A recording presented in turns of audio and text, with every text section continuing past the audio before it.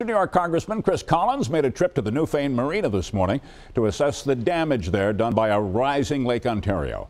Those high lake levels prompting a state of emergency now in both Niagara and Orleans counties and still threatening homes and businesses there. Collins highlighted his efforts with the Trump administration to try and end the International Joint Commission's Plan 2014.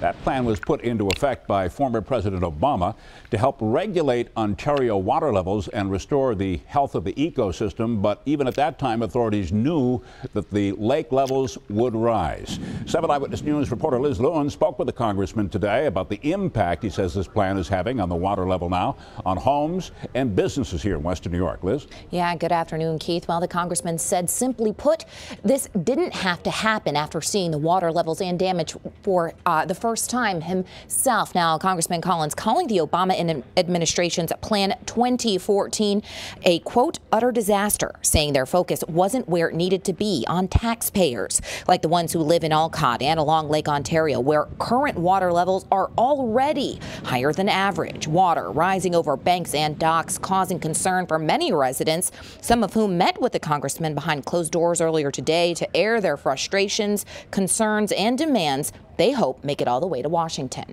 The property owners here don't know which way to turn. I am going to intercede with the DEC to help the permitting to bring in, maybe put in some break walls and some other defensive actions. But the devastation is real. You've seen it, we're seeing it, and this didn't have to be. We're fully ready to put our own money, into our property, but unless I can get a permit, that's not going to be possible. So you just sit there with your hands tied.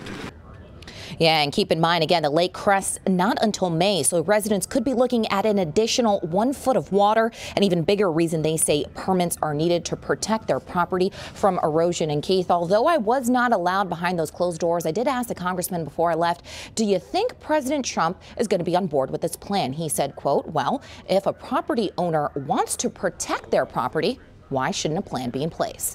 In the newsroom, Liz Lewin, 7 Eyewitness News.